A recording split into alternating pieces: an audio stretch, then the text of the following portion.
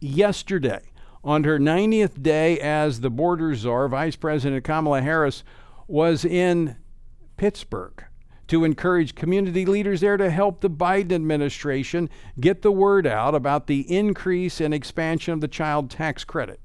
One increase that she'd rather the American people not talk about is the sharp increase in the number of migrants that have been encountered at the southern border since January. In May, there were more than 180,000, yet another increase from the more than 178,000 in April. At this time last year, there were only around 23,000. With the Biden administration facing a continuing crisis on the southern border, a group of more than 50 House Republicans are pressing the president to task someone who will be serious about facing the border crisis. With me now to talk about this is one of those members, Congressman Michael Cloud, who represents the 27th Congressional District of Texas. Congressman, welcome back to the program. Well, thank you. It's really good to be here, and thank you for covering this important topic.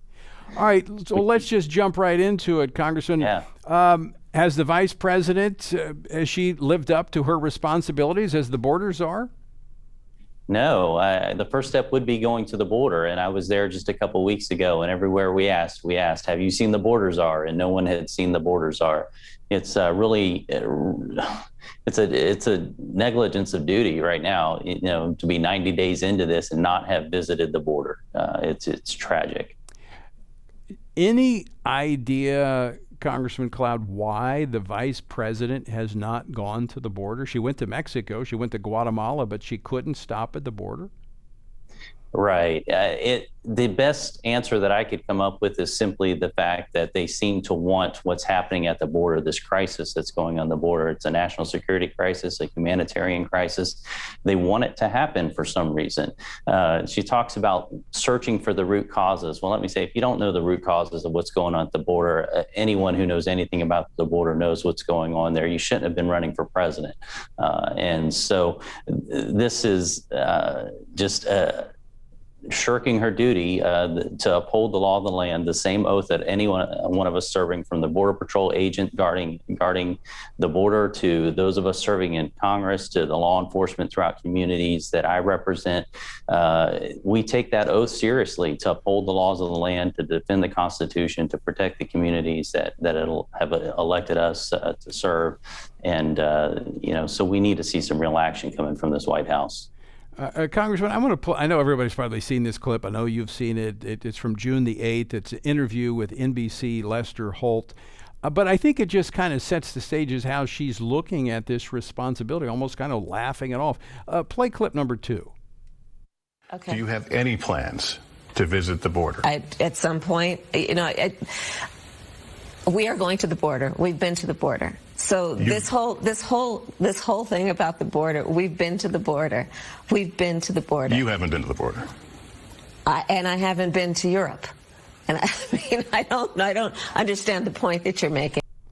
Well, right now, I'm not aware of a crisis that we're responsible for in Europe, but I am very much aware of a crisis that we have on our southern border because of the policies this administration has put in place. Right. And one of the very first duties of any of us serving the communities that have elected us is to protect and defend the communities that have elected us. And so it's tragic that the Biden administration has decided to aid and abet cartels who control the southern side of our border, every single aspect of it. Anything that goes through the border passes through cartels. They charge thousands and thousands of dollars to the migrants that come across the border. Many of them don't have it to pay at that moment, so they are indentured to serve them. Once they basically come to our Border Patrol, and then they're processed through our Border Patrol apparatus and HHS and all the agencies serving there. And then they're basically distributed throughout the United States, where the cartels oftentimes pick up and continue that diabolical relationship with them and continued indentured servitude. I've visited facilities where there's hundreds of young women, and the majority of them having been sexually abused along the journey. We know that now drugs it's always been an issue at the border, but now we're seeing record numbers of fentanyl enter the United States, 5 times what there's enough fentanyl that's crossed the border to kill every American 5 times. And so this is serious issues. So this stuff is affecting our communities. It's affecting not only the border communities in Texas, but it's going throughout our nation as well. And many cities are now beginning to realize that they're indeed border cities as well. Yeah, to be clear, this is not just illegals coming across the border from south of our border. These are how many different countries now have we identified as coming across this border? Well over 100 countries have been apprehended at the border. And it's important to note, too, when you're talking about the numbers of 180,000 encounters, they also have what they call the detected and gotaways. In other words, we noticed they were at the border through whatever sensors we had in place, but then they got away. But then there's the ones that we're really concerned about are the ones that are undetected and got away.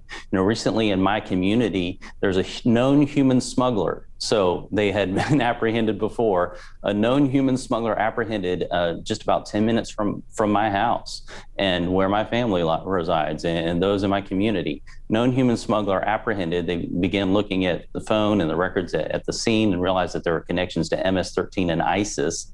That person was handed over to the federal authorities.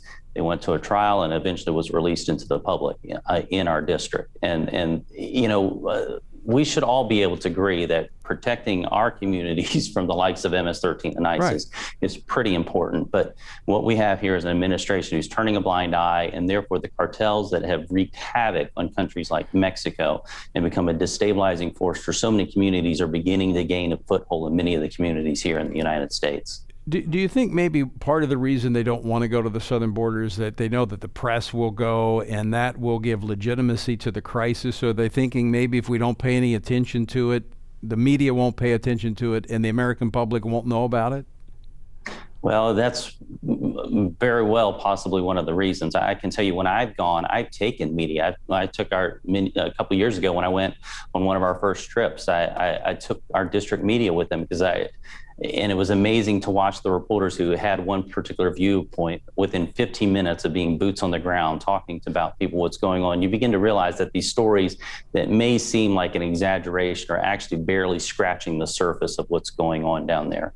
When you talk to Border Patrol people who've had to take people to the hospital because a 50 caliber round came from Mexico, went through their wall and hit the individual in their own home, you realize that that's the stuff that's not making the nightly news, but the stories you hear when you're talking to the boots on the ground. You can talk to the ranchers who often, sadly, tragically find dead bodies on their own property, but also are concerned about letting their own family walk around their own property because of what they have come across at times.